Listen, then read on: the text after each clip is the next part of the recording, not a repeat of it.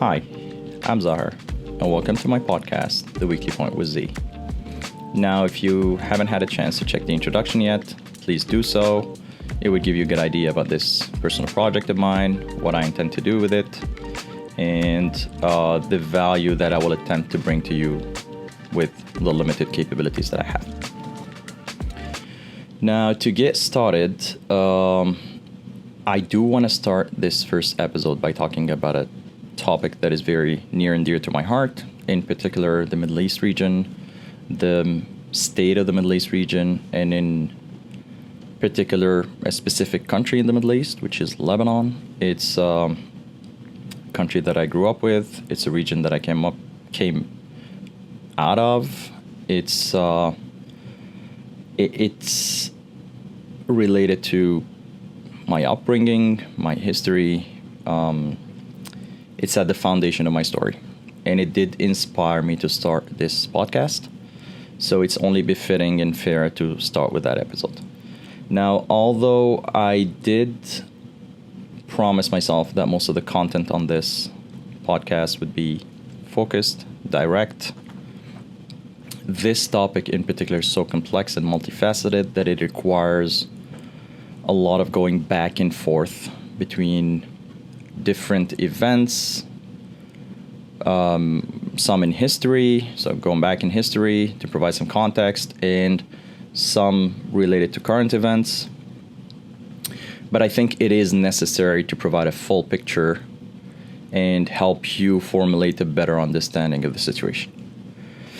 Now, to start off with an introduction about Lebanon and its role in the Middle East. Many of you might not be familiar with Lebanon, especially those who are uninitiated on Middle Eastern politics or geopolitics, to be specific. Lebanon is a tiny place. By all means, its geography, albeit beautiful, is not necessarily a strategic advantage. It's a tiny place. It's a place that is located on the Eastern Mediterranean shore. It's, in terms of size, it's not a major contributor to the world economy. It's not a major influencer of world events. It's a tiny place with a tiny population. However, the location of Lebanon is very strategic. It has an immense cultural impact on the region where it sits, and it did help contribute to the world in terms of culture, civilization, and in that specific aspect. Now, Lebanon is, in terms of geography, sits east of Cyprus, north of Palestine and Israel, and west of Syria.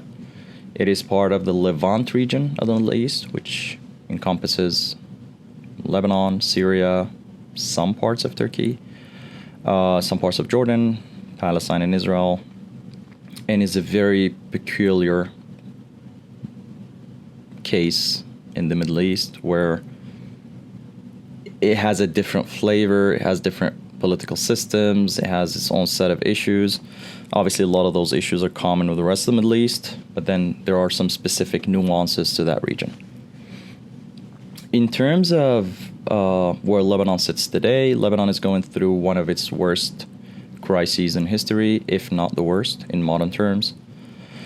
It's going through an economic collapse.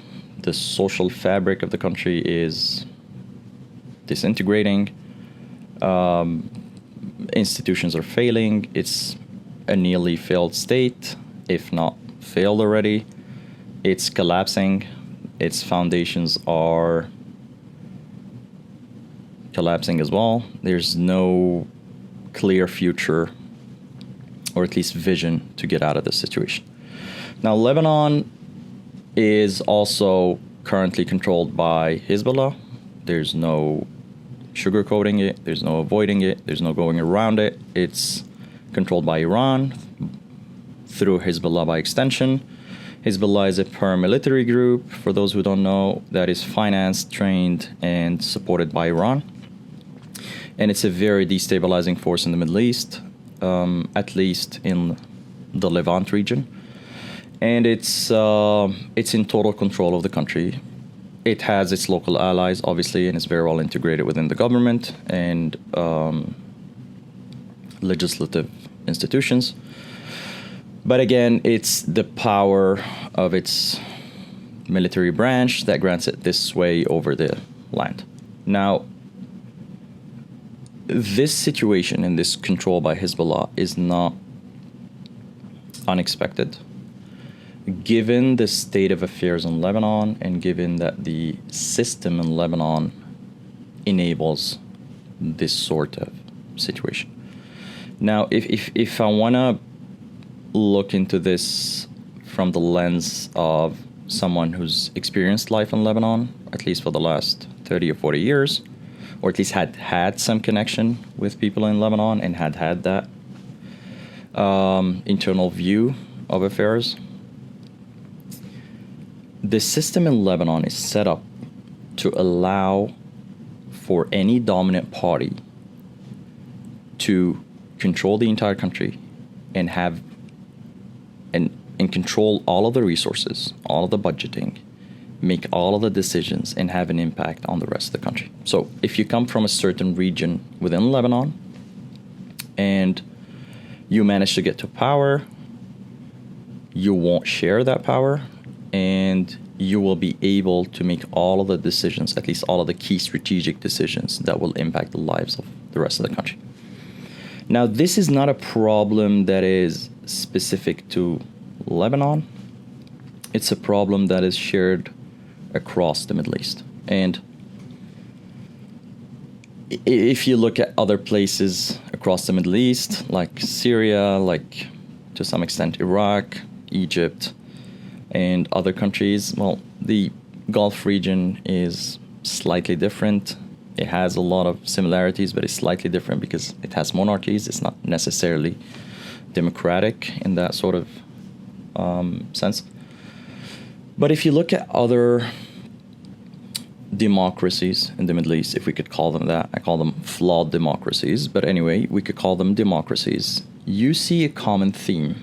It's all based on centralized systems where the government controls everything and the government is controlled by one faction or one group.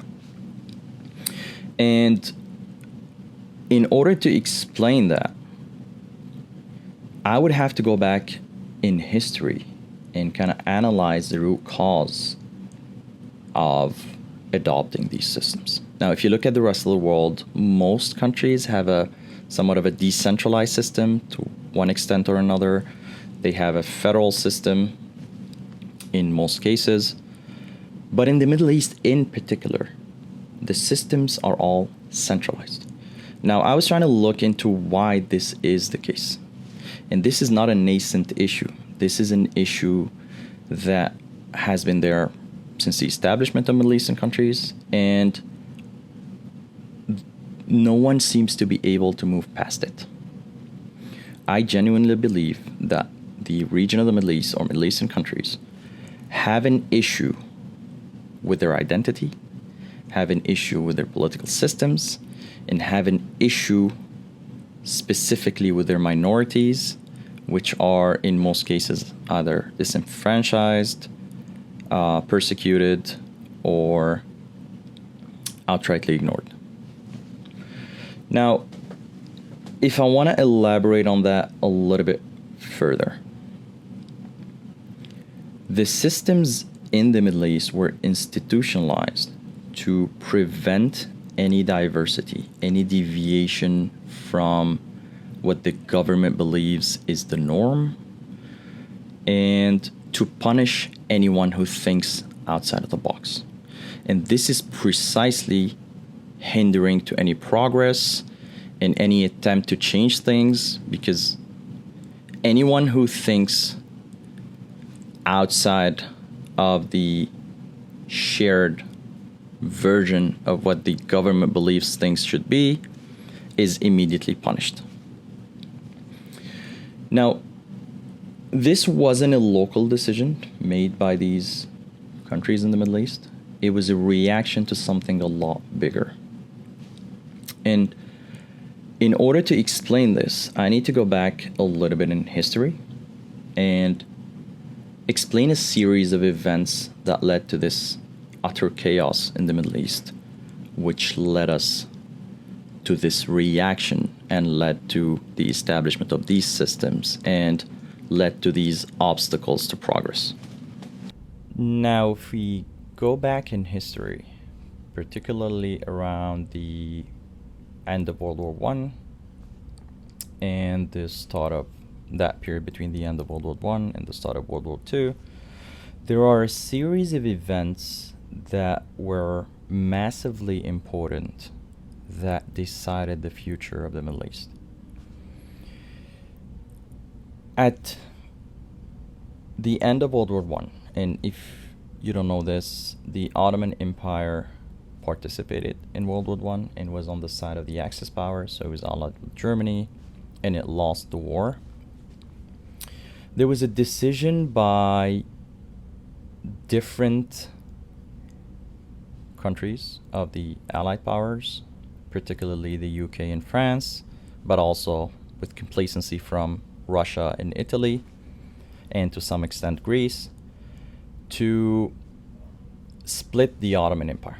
So to disintegrate the Ottoman Empire into different countries, many of which would join the Western powers or the Allied powers, many of which will be colonized by the Allied powers, and others that would kind of be within spheres of influence.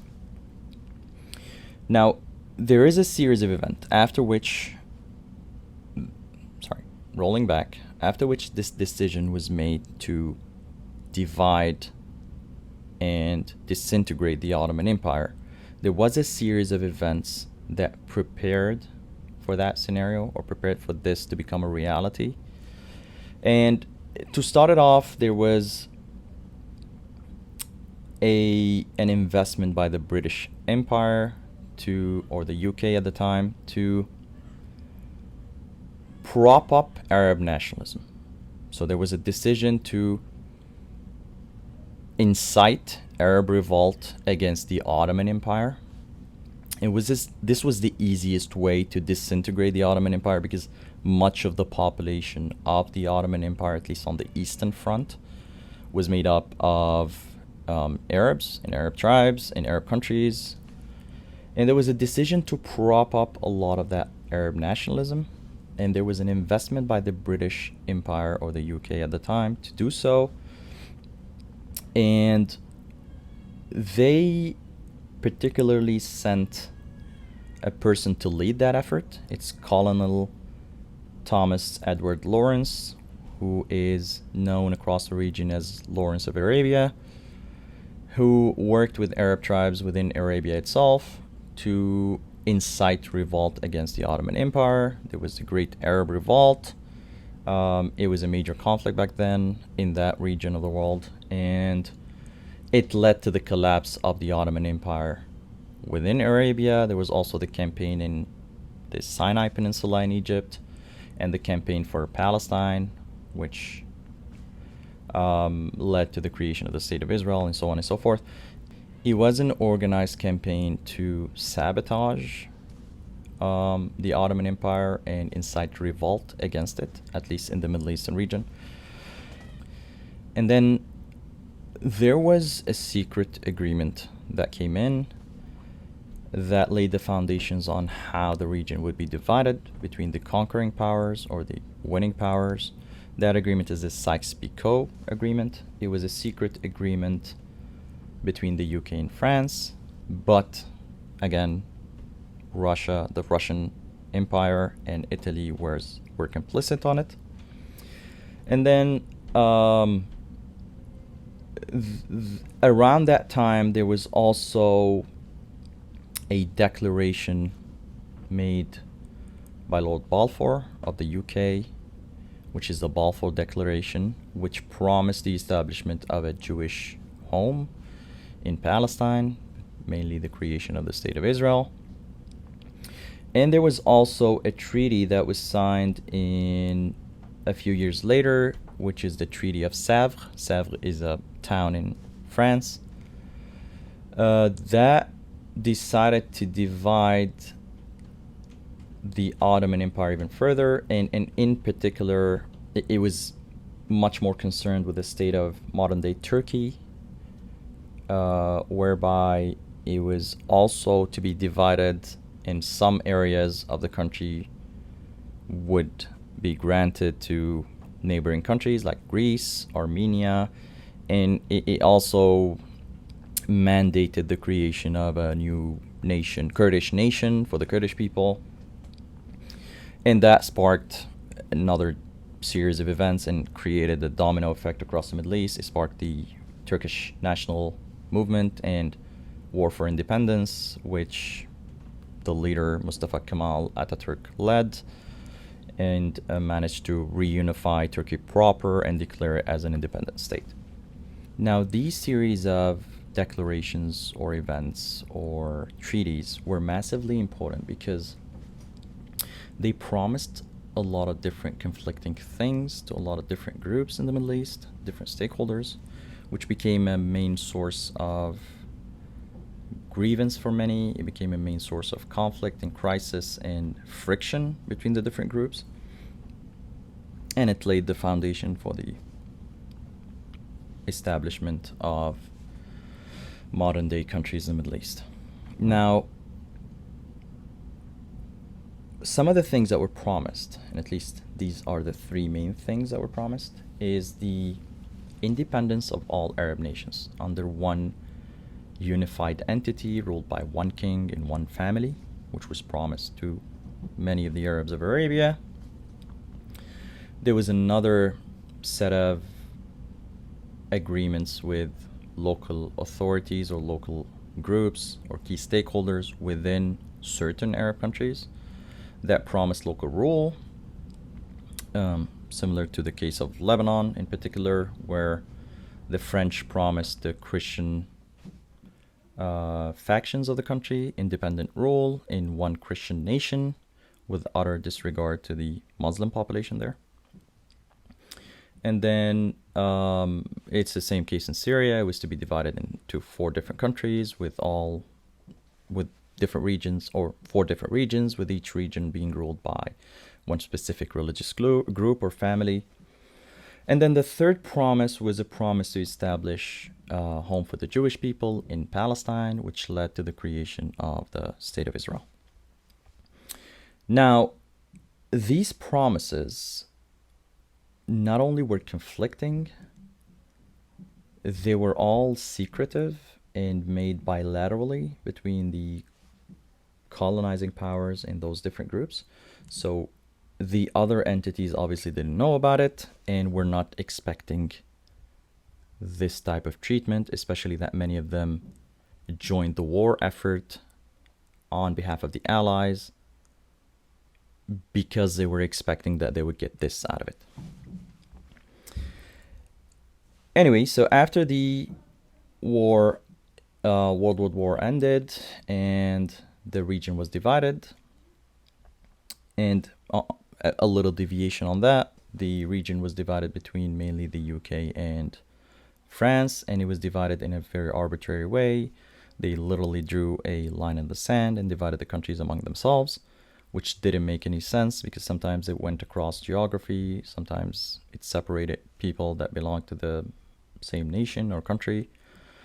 And it's literally as if you went to someone's house, drew a wall in the middle, and told them these members of their family are now part of another household, and these members of their family is part of the original family or original household. Now, this created a new status whereby you got these countries being established, this Arab nationalistic fervor that is being channeled towards local nationalism. So basically, at first you're Arab or Turk or Kurdish or Armenian or this group or that group, and then all of a sudden you've got a country that is being ruled by the UK or France, and they're trying to prop you up and prop up your national fervor, national sentiment but channel it toward that specific country. So you're no longer Arab. You're no longer Levantine Arab versus Egyptian Arab or Arabian Arab or whatever. Now you're Lebanese Arab. Now you're Syrian Arab. Now you're Jordanian Arab. And then they took it to the next level, because obviously the easiest way to colonize a country is by dividing and conquering. And they started propping up these different groups and investing in a certain version of nationalistic fervor that is specific to each group. So basically, you're no longer Lebanese, you're Christian Lebanese, you're Muslim Lebanese, but even within that, you're Orthodox Lebanese, you're Maronite Lebanese, you're so on and so forth. And what this did is create different versions of, or different identities within the Middle East and within countries within the Middle East, which further complicated things to an infinite degree. Now, from the state of mind of a resident of that region of the world, I have these new countries being established. I obviously want my independence from the UK and France, and eventually all Arab countries or all Middle Eastern countries manage to get their independence in one form or another, if we could call it independence. And then I was tasked with the mission of ruling my country and progressing forward and providing for the future generations within the vision of an independent country, whereby I have this nationalistic fervor that was propped up, and now I'm ready to rule. I'm independent. I believe this is my country. I will fight for it to the death. I gained my independence. Now I want to rule it and progress towards the future and make it the best country in the world. I was faced with a major problem back then. The typical Middle Eastern ruler was faced with a major problem. Contrary to popular belief, Middle Eastern countries, and especially Arab countries, did not exist prior to the last 60 years or so. Or maybe a little bit more, maybe within the last 100 years. Let's keep it at that. My first reaction as a ruler of these countries is to go back to a period where I was independent, and this is the natural course of things. The Greek, when they get their independence, they started revising their history to kind of go back to a period where they did have some sort of independence, and what that looked like and how they were culturally driving that. And this is the easiest fix. It's going back to your roots and figuring out yourself in order to figure out where you want to be in the future. Now, in the case of Arab countries, they tried to do that. They tried to go back in history, but it was nearly impossible, because Arab countries did not exist in the form, in the sense of a modern nation. And that was the case for at least 3 to 4,000 years. So the last time Middle Eastern civilizations were uniquely independent was about 4,000 years ago. In the case of Lebanon, parts of Syria, and parts of Palestine, Israel, it was the Phoenicians. In the case of Syria, it was the Akkadians or Assyrians, or so on and so forth. Like, you got the cultures of Mesopotamia, you got the cultures of Syria, you got the cultures of Turkey, the Hittites, you got the Egyptians, the pharaohs, obviously, and all of that. But then beyond that period, they were always part of a larger nation and a larger political entity that was mainly intertwined with European powers.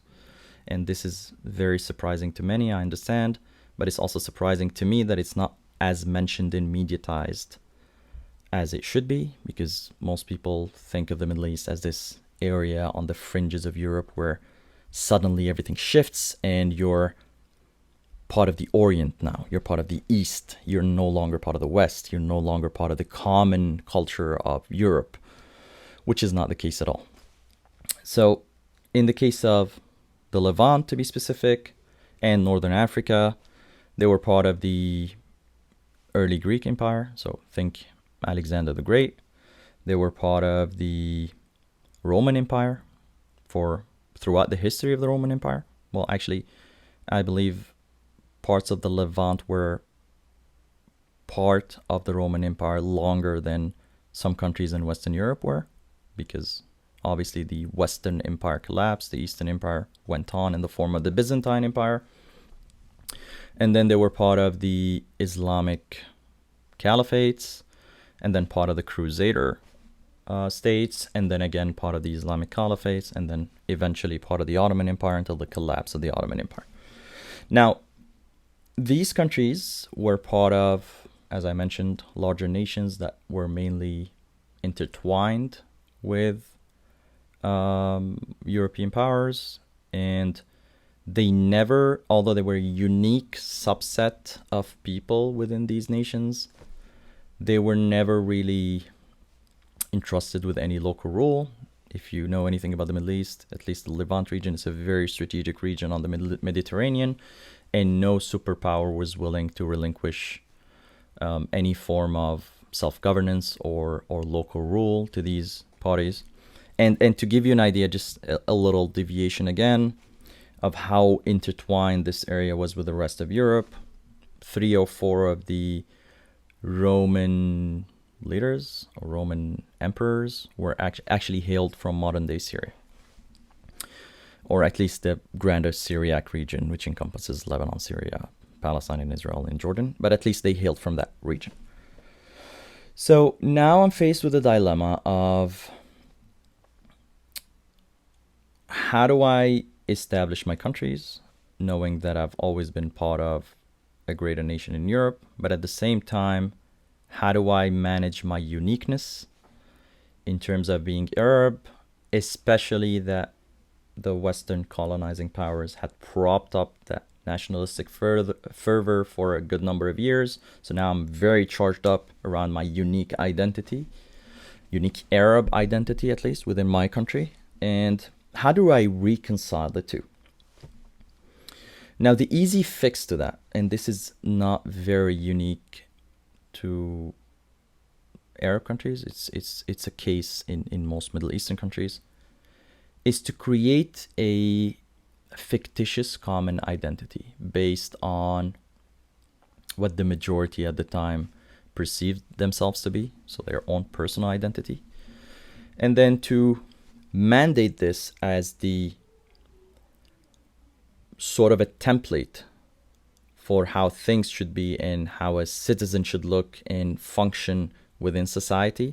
And then they rolled that out across the country, and they established centralized systems that punished any deviation, any diversity, any single person or party or entity that would dare venture beyond that specific template.